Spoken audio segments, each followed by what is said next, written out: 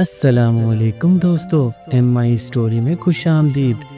किसी जमाने में एक गांव में एक बूढ़ी औरत रहा करती थी जो बहुत गरीब थी। जैसा कि कहावत है, जब एक बार किसी को गरीबी चिमट जाती है तो वो फिर ठंडे से भी नहीं भागती।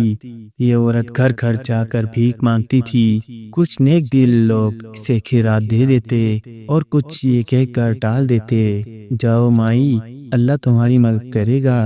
एक मर्तबा क्या हुआ, एक नेक दिल आदमी ने, जो खुद भी गरीब ही था, इस बूढ़ी औरत को मकई के मुट्ठी भर दाने दे दिए और कहा, मेरे पास बस यही है, तुम ये ले जाओ और इनको अपने घर में बो देना। चुनाचा जब सर्दियां खत्म हो जाएंगी और बर्फ पिघलने लगेगी तो गरीब बुढ़िया ने मकई के दाने जमीन में बो दिए। बाहर का मौसम शुरू होते ही पौधे जमीन से निकल आए और कुछ ही दिन में अच्छे खासे बड़े हो गए। फिर इनमें से एक पौधा बढ़ता गया, यहाँ तक कि आसमान से बातें करने लगा।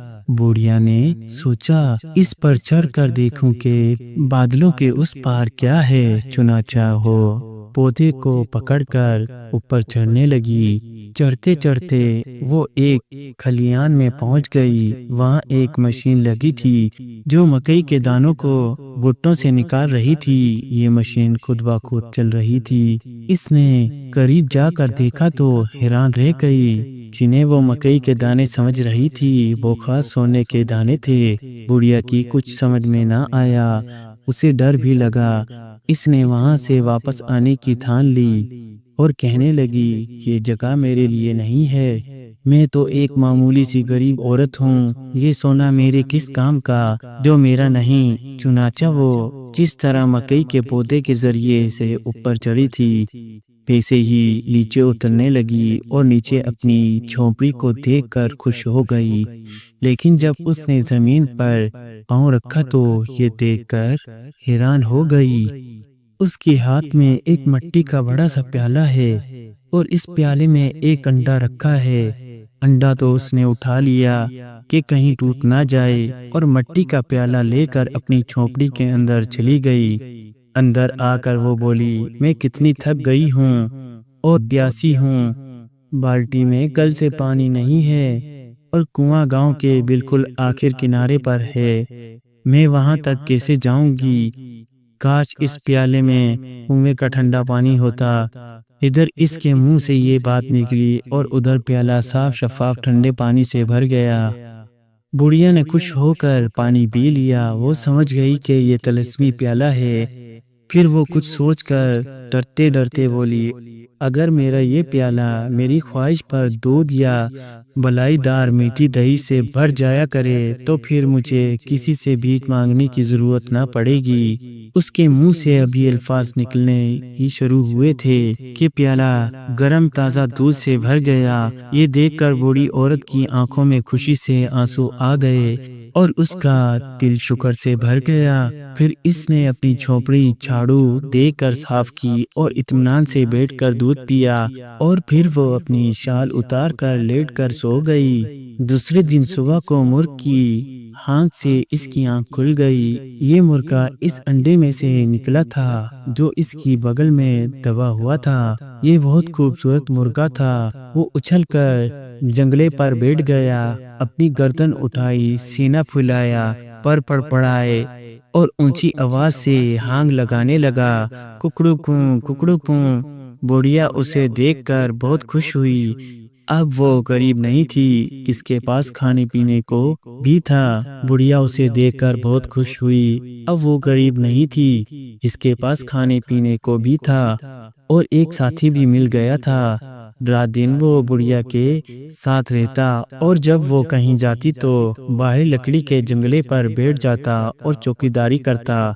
सुबह को वो ठीक वक्त पर आंख देता और गांव के लोगों को सवेरे ही जगा देता। तलस्मी प्याला बुढ़िया की ख्वाहिश के मुताबिक कभी दूध से, कभी दही से, कभी दलिए से भर जाता। वो अपना पेट भर लेती। बुढ़िया बहुत खुश और मुतमिन थी। लेकिन इस नेमत से चोर इसे मिली थी, कभी कल फायदा नहीं उठाया और ना कोई लालच किया। कुछ ही दिनों में गांव के लोगों को बुढ़िया की तिलस्मी प्याले का पता चल गया। जमींदार को भी इसकी खैर पहुंची। इसने अपने मुलाजिम को बुढ़िया के पास भेजा और इससे कहलवाया कि वो अपने प्याले को मुर्ग के साथ इस बंगले पर ले आए। बुढ़िया समझदार थी। इसने जमींदार के मुलाजिम से कहा, अपने साहब से कह देना कि मैं एक मामूली सी गरीब औरत हूँ। मैं इसी काबिल कहाँ के जमींदार के घर आ जाऊं। जमींदार ने जब ये सुना तो उसने अपने गुलाम से कहा कि वो किसी तरतीब से बुढ़िया का प्याला उठा लाए। चुनाचा एक दिन सुबह सवेरे जमींदार का मुलाजिम आग आग का शोर मचाता हुआ बुढ़िया की झोंपड़ी पर पहुंच गया और बुढ़िया से कहने लगा, गांव में आग लग गई है। अगर अपनी जान बचानी है तो जल्दी से पहाड़ी की तरफ दौड़ लगाओ। फिर इसने ये जाहिर किया कि जैसे वो जमींदार के बंगले की तरफ जा रहा है, लेकिन बुढ़िया से नजर बचाकर झोंपड़ी के पास झाड़ियों में छुप गया। बूढ़ी औरत की निगाह कमजोर थी। इसने निकलते हुए सूरज की शुआओं को आग के शोले समझा और अपना मुर्गा बगल में दबाकर झोंपड़ी से भाग निकली। कुछ दूर जाकर इसे पता चला कि आग कहीं नहीं लगी, तो वो वापस झोंपड़ी में आ गई। इतनी देर में जमींदार का मुलाजिम तिलस्मी प्याला लेकर भाग चुका था। उधर जमींदार को ये प्याला मिला तो इसने तरह तरह की शराब मंगवाना शुरू कर दी। अपने दोस्तों की दावतें करने लगा। रोजाना इसके यहाँ दावतें होती रही और खूब खाने और शराबें पी जाती। चुनाचा ये होता रहा। नतीजा ये होता कि लोग शराबें पीकर नशे में आते और हंगामा करते, मार पिटाई होती और लोग मारे जाते। ये सिलसिला शायद यूं ही चलता रहता अगर बूढ़ी औरत का मुर्गा हिम्मत ना करता। एक दिन इसने बूढ़ी औरत से कहा, अगर वो इजाजत दे तो वो जाकर जमींदार से तिलस्मी प्याला ले आएगा। औरत ने इजाजत दे दी। एक रात जब जमींदार के यहाँ दावत हो रही थी और लोग खूब शराब पी रहे थे, मुर्गा इसके घर पहुंचा और बरामदे में उसने जाकर अपने पर फड़फड़ाए और जोर से कुकड़ू कू हाँकने लगा। बोला, मेहमानों, तुम चोरी की शराब पी रहे हो और तुम्हारी दावत करने वाला चोर है। जमींदार को ये सुनकर बहुत गुस्सा आया और इसने अपना खिदमतकार को हुक्म दिया कि इस बाजी मुर्गे को पकड़कर कुएं में डाल दे। खिदमतकार ने ऐसा ही किया। मुर्गे ने कुएं का सारा पानी पी लिया और फिर कुएं से निकलकर जमींदार के बरामदे में आ गया और खिड़की के शीशे पर अपनी चोंच मारकर जोर से बोला, कुकड़ू कू, मेहमानों, तुम चोरी की शराब पी रहे हो और तुम्हारी दावत करने वाला चोर है। इस जमींदार को और भी गुस्सा आया और इसने हुक्म दिया कि इस मुर्गे को पकड़कर चूल्हे में डाल दिया जाए ताकि वो जलकर मर जाए। लेकिन जब इसको चूल्हे में डाला गया तो उसने फौरन कुएं का सारा पानी उगल दिया और आग फौरन बुझकर ठंडी हो गई। मुर्गा जैसा था वैसा का वैसा फिर बरामदे में आकर हाँकने लगा।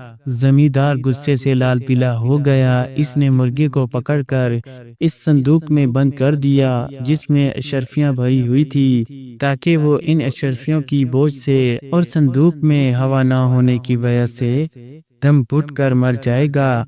लेकिन जब काफी देर के बाद जमींदार ने संदूक खोला तो देखा कि मुर्गा तो बिल्कुल सही सलामत है, अलबत्ता अशर्फियां गायब हैं। मुर्गा सारी अशर्फियां निकल गया था। संदूक से निकलकर वो फिर जंगले पर आ बैठा और भौंक लगाकर जमींदार चोर कहने लगा। अब जमींदार ने हुक्म दिया कि मुर्गे को ज़ुबह करके और इसके पर नोच कर इसे अंगारों पर भून लिया जाए। फिर वो और उसके मेहमान उसे खाएंगे। जब मुर्गे को भूनकर मेज पर रखा गया तो जमींदार ने बहुत खुश होकर उसे काटा और मजे ले लेकर खाया। लेकिन खाते ही उसके पेट से आवाज आई, कुकड़ू कू, मेहमानों, तुम चोरी की शराब पी रहे हो और तुम्हारी दावत करने वाला चोर है। इसके बाद से मुसलसल मुर्गा यही भांग लगाता रहा। जमींदार जो खाता पीता, मुर्गा उसे इसके मैदे तक ना पहुंचने देता। नतीजा ये हुआ कि जमींदार बीमार पड़ गया और रोज बरोज दुबला पतला होता चला गया। जमींदार ने डॉक्टरों को बुलाया। इन्होंने इसको ऐसी दवाई दी उसे कि हो जाए, ताकि मुर्गा जो इसके मैदे में फंस गया है निकल आए। दवा से जब जमींदार को के हुई तो मुर्गा सही हालत में जिंदा सलामत निकल आया और फिर इस तरह हांग लगा कर कहने लगा, मेहमान चोरी की शराब पीते हैं और जमींदार चोर है। अब जमींदार समझ गया कि जब तक वो तलस्मी प्यारा इसकी असल मालिका को वापस नहीं करेगा, इस मुर्गे से इसे छुटकारा नहीं मिलेगा। चुनाचा जमींदार खुद जाकर तलस्मी प्याला बूढ़ी औरत को दे आया। मुर्गा भी अपनी मालिका के पास आ गया। झोपड़ी में आकर मुर्गे ने वो सारी शर्फियां जो इसने जमींदार के संदूक में निकली थी उगल दी। अब बूढ़ी औरत और इसका मुर्गा चैन और आराम से रहने लगे। झोपड़ी में आकर मुर्गे ने वो सारी शर्फियां जो इसने जमींदार के संदूक में निकली थी उगल दी। अब बूढ़ी औरत और इसका मुर्गा चैन आराम से रहने लगे। खाने पीने को इन्हें तलस्मी प्याले से मिल जाता और बाकी ज़रूरतें जो कम थी इन अशरफियों से पूरी हो जाती जो मुर्गा ले आया था। प्यारे दोस्तों, कहानी अच्छी लगे तो लाइक और सब्सक्राइब ज़रूर किया करें। शुक्रिया।